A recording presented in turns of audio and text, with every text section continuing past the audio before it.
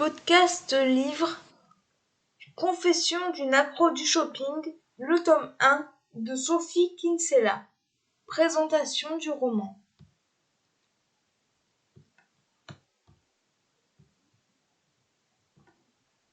Le titre en VO est Confession of a Shopaholic. L'éditeur est Pocket. Je lui ai mis la note de 9 sur 10. 4e de couverture. Selon Rebecca Bloomwood, si l'on pouvait porter des vêtements neufs tous les jours, la dépression nerveuse n'existerait plus. Droguée au shopping, notre héroïne s'expose à un nombre de tracas aussi impressionnants que le montant du relevé de sa carte de crédit, témoin de la riche correspondance qu'elle entretient avec son banquier. Comble de l'ironie, Becky est journaliste à Réussir votre épargne, où son travail consiste à expliquer à ses lecteurs comment gérer leur budget. Les dettes s'amoncellent. Un dernier shopping pour se remonter le moral? Impossible, toutes ces cartes sont bloquées. De solutions empiriques en effroyable mensonge, c'est la panique. De quoi mimer aussi son début d'histoire d'amour avec le séduisant homme d'affaires, Luke Brandon.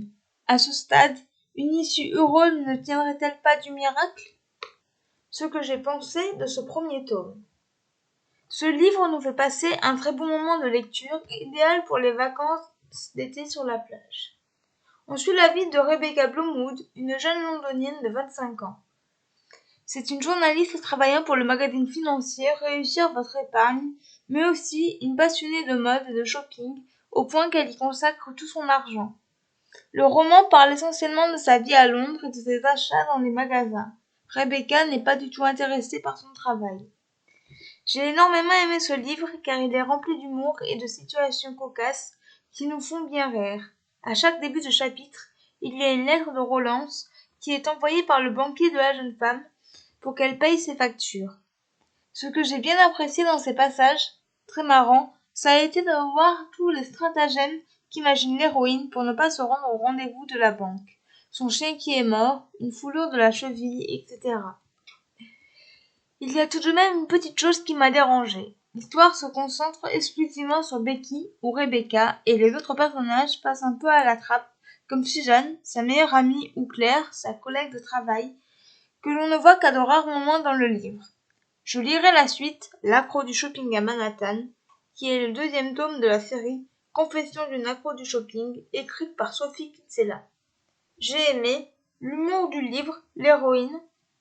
Je n'ai pas aimé que l'histoire se concentre uniquement sur Rebecca et que les autres personnages ne soient pas assez mis en avant. Voilà, c'en est tout pour ce podcast.